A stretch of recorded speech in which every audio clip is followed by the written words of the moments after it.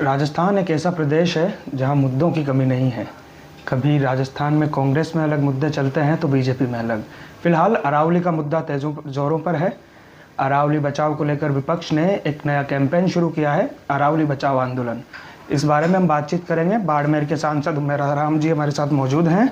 साहब नमस्कार, स्वागत है आप सबका। हम अनफिल्टर्ड टॉक करेंगे, पूरी अनफिल्टर्ड बातें सांसद साहब के साथ। साहब आपका बहुत बहुत स्वागत। अरावली बचाओ आंदोलन जो शुरू किया है कांग्रेस ने, क्या इसके पीछे की सारी चीज़ें हैं, क्या इसमें आगे की रणनीति है? देखिए, आज प्रेस कॉन्फ्रेंस थी गोविंद सिंह डोटासरा जी की, जो पीसीसी अध्यक्ष हैं यहाँ हमारे। कांग्रेस की पूरी यही प्लानिंग है कि अरावली पर्वतमाला जो सदियों से इसके संरक्षण की बात की जा रही है, और जो पश्चिम राजस्थान हो या राजस्थान के बड़े भूभाग में जो जलवायु परिवर्तन के ऊपर पूरा इस प्रश्रृंखला का बड़ा महत्व रहता है, और इन पहाड़ों की वजह से पश्चिम राजस्थान के अंदर जो बारिश वगैरह होती है वो प्रभावित नहीं हो, इस पहाड़ियाँ की कटाई नहीं हो, इसके पूर्ण रूप से रोक जो पहले से लगी हुई थी वो रोक बरकरार रहे। जो फिलहाल ही भूमाफियाओं ने मिलकर और जो भी सिस्टम से अभी कोर्ट के अंदर आदेश हुए हैं, तो उसकी सरकार की तरफ से भी पूरी पैरवी करनी चाहिए। और विपक्ष पूरा इस चीज़ का पुरजोर विरोध कर रहा है कि अरावली पर्वतमाला की कटाई नहीं हो, उनका संरक्षण हमेशा आगे भी जारी रहे। जो अभी फ़िलहाल कोर्ट का एक आदेश आया कि 100 मीटर से छोटी पहाड़ियाँ हैं उनको काट सकते हैं, उनके अंदर खनन कर सकते हैं, तो खनन के ऊपर रोक लगनी चाहिए। इसको लेकर आंदोलन है। लेकिन अभी कल भूपेंद्र यादव जी ने कुछ बोल दिया, परसों उन्होंने सफाई दी अपनी इस मामले को लेकर, सारा क्लियर किया। भजन लाल जी कुछ कह रहे हैं, राजेंद्र राठौड़ साहब कुछ कह रहे हैं, उस पर आप क्या कहेंगे? देखिए, वो उनको खुद को ही पता नहीं है कि क्या कर रहे हैं, कि उनके तो वो जानबूझ करके करवाई है उन्होंने।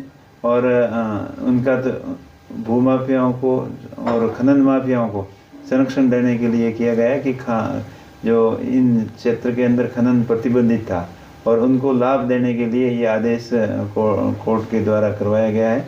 और सरकार ने इसकी मजबूती से पैरवी करते हुए इसको खारिज करना चाहिए, ये कांग्रेस पार्टी की मांग। लेकिन बीजेपी तो पूरी इसका ठीक रहा, गहलोत साहब के माथे फोड़ रही है। नहीं, वो बिल्कुल गलत कह रहे हैं। गहलोत साहब करते तो पहले ही कर देते, अभी थोड़ी किया है, ऑर्डर तो इन्होंने किया है अभी।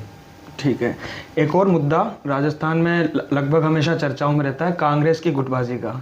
कांग्रेस में कभी कहते हैं पायलट गुट अलग है, गहलोत गुट अलग है, कभी कह देते हैं डोटासरा गुट एक नया चल गया जो अलग हो गया।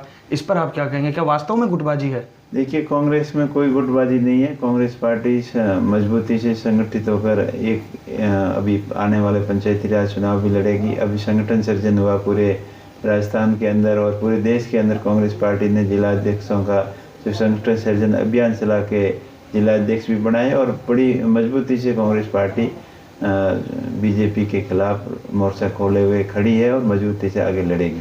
कांग्रेस सृजन जो अभियान था, संगठन सृजन अभियान, इसमें बाड़मेर में जो जिला अध्यक्ष बनाए हैं उनको लेकर भी काफ़ी कंट्रोवर्सी हुई थी।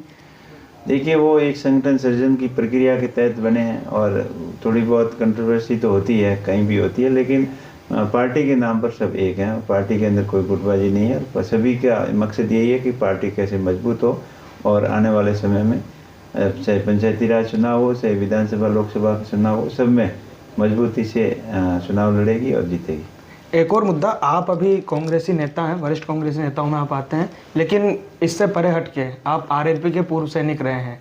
आरएलपी का गढ़ नागौर खींवसर से भी विधायक हैं रेवंत राम डांगा, 40% कमीशनखोरी के आरोप, क्या कहेंगे? बिल्कुल, इस तरीके का डिमांड करना बहुत ही गलत है, और इसकी तो जांच हो रही है। अगर वो दोषी पाए जाते हैं तो उनके खिलाफ कार्रवाई होगी, सख्त से सख्त कार्रवाई होगी। और कोई भी जनप्रतिनिधि इस तरीके का व्यवहार किसी को भी नहीं करना चाहिए, क्योंकि जनता जिस भरोसे के साथ उम्मीद उनको चुनती है, और उन्हीं के साथ में ऐसे भ्रष्टाचार के आरोप उन पर लगे, ये बहुत ही गंभीर मामला है। ठीक है साहब, बहुत बहुत शुक्रिया आपका, आपने अपना समय दिया। तो कांग्रेस के जो सांसद हैं बाड़मेर से, उमेदाराम बेनीवाल, इनसे हमने बातचीत की। तीनों जो मुद्दे अभी राजस्थान में चल रहे हैं, राजस्थान की राजनीति को लेकर, उन पर इन्होंने अपना पक्ष रखा। ऐसी अनफिल्टर्ड बातों के लिए देखते रहिए हमारे चैनल को, सब्सक्राइब कीजिए। मैं आपके साथ गर्वित शर्मा, धन्यवाद।